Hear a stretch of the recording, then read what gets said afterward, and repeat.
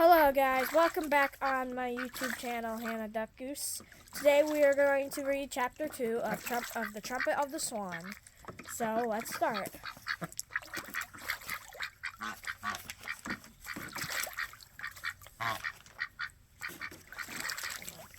Chapter 2, The Pond. The pond Sam had discovered on that spring morning was seldom visited by any human being. All winter snow had covered the ice. The pond lay cold and still under its white blanket. Most of the time, there wasn't a sound to be heard. The frog was asleep, the chipmunk was asleep, occasionally a jay would cry out, and sometimes at night, the fox would bark a high rasping bark.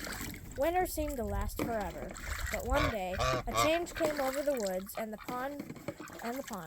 Warm air, soft and kind, blew through the trees. The ice, which had softened during the night, began to melt. Patches of open water appeared.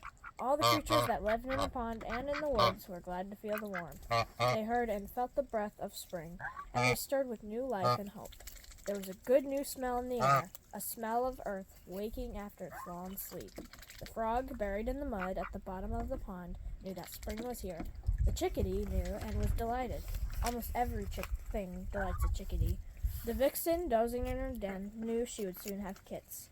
Every creature knew that a better, easier time was at hand.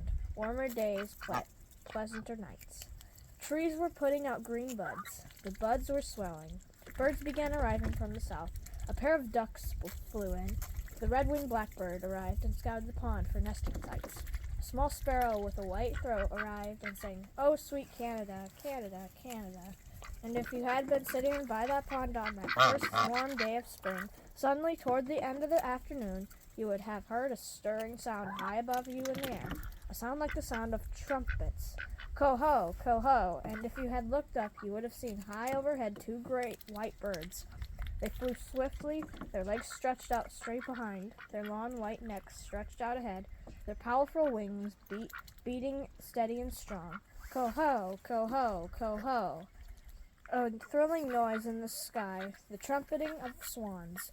When the birds spotted the pond, they began circling, looking the place over from the air.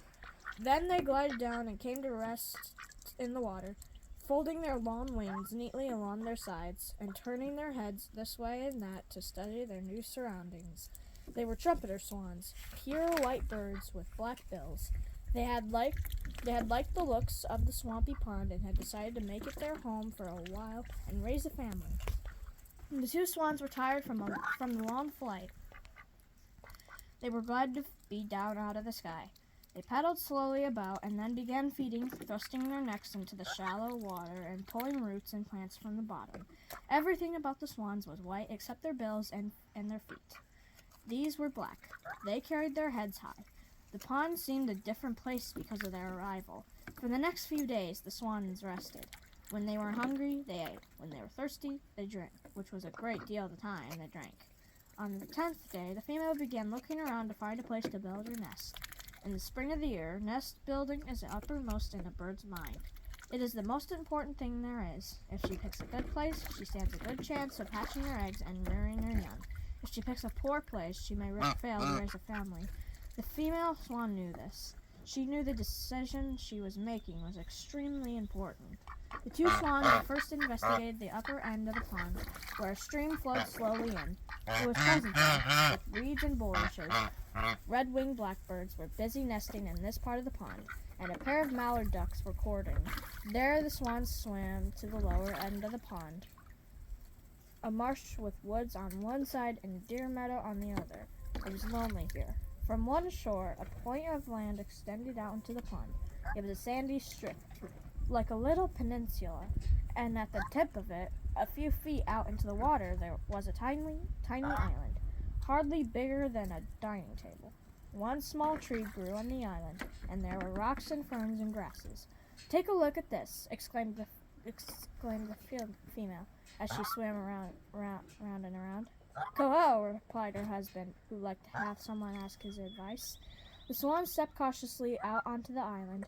The spot seemed made to order just right for a nesting place. While the male swan floated close by, watching, she snooped about until she found a pleasant spot on the ground. She sat down to see how it felt to to be sitting there. She decided it was the right size for her body. It was nicely located, a couple of feet from the water's edge. Very convenient. She turned to her husband. "What do you think?" she said. "An ideal location," he replied. "A perfect place. And I will tell you why it's a perfect place," he continued majestically. "If an enemy, a fox or a coon, or a coyote or a skunk wanted to reach this spot, murder in his heart, he'd have to enter the water and get wet. And before he could enter the water, he'd have to walk the whole length of that point of land. And by that time, we'd see him our hero, and I would give him a hard time." The male stretched out his great wings 8 feet from tip to tip and gave the water a mighty clutch. To show his strength, this made him feel better right away. When a trumpeter swan hits an enemy with his wing, it is like being hit by a baseball bat. A male swan, by the way, is called a cob. No one knows why, but that's what he's called. A good many animals have special names. A male goose is called a gander. A male cow is called a bull. A male sheep is called a ram. A male chicken is called a rooster, and so on. Anyway, the thing to remember is that a male swan is called a cob. The cob's wife pretended not to notice that her husband was showing off, but she saw it all right, and she was proud of his strength and his courage, as husbands go. When he was a good one. The cob watched his beautiful wife sitting there on the tiny island. To his great joy, he saw her begin to turn slowly round and around, keeping always in the same spot, treading the mud and grass. She was making the first motions of nesting. First, she squatted down in the place she had chosen. Then she twisted round and around, tamping the earth with her broad, wet feet, hollowing it out to make it like a saucer. Then she reached out and pulled twigs and grasses toward her, and dropped them at her sides and under her tail, shaping the nest to her body. The cob floated close to his mate. He studied every move she made. "Now another medium-sized stick, my love," he said, and she poked her splendid, long, light, graceful neck as far as it would go, picked up a stick, and placed it at her side. "Now another bit of coarse grass," said the cob with great dignity. The female reached for grasses, for moss, for twigs, anything that was handy. Slowly and carefully, she built up the nest until she was sitting on a big grassy mound.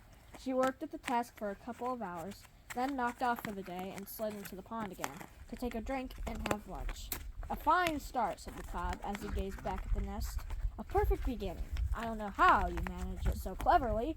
"It comes naturally," replied his wife. "There's a lot of work to it, but on the whole, it is pleasant work." "Yes," said the cob, "and when you're done, you have something to show for your trouble.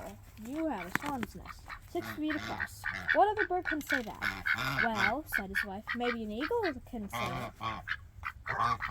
"Yes, but in this case it wouldn't be a swan's nest. It would be an eagle's nest, and it would be high up in some old dead tree somewhere, instead of right down near the water, with all the conveniences that go with water." They both laughed at this. Then they began trumpeting and splashing and scooping up water and filling it on their backs, darting as though they had suddenly gone crazy with delight. "Go-ho! Go-ho! Go-ho!" they cried. Every wild creature within a mile and a half of the pond heard the trumpeting of the swans. The fox heard, the raccoon heard, the skunk heard. One pair of ears heard that did not belong to a wild creature, but the swans did not know that. Well, that was it of Chapter 2 of Trumpet of the Swans. Trumpet of the Swan. Okay, so I hope you enjoyed this video. Leave a like and subscribe, and stay free.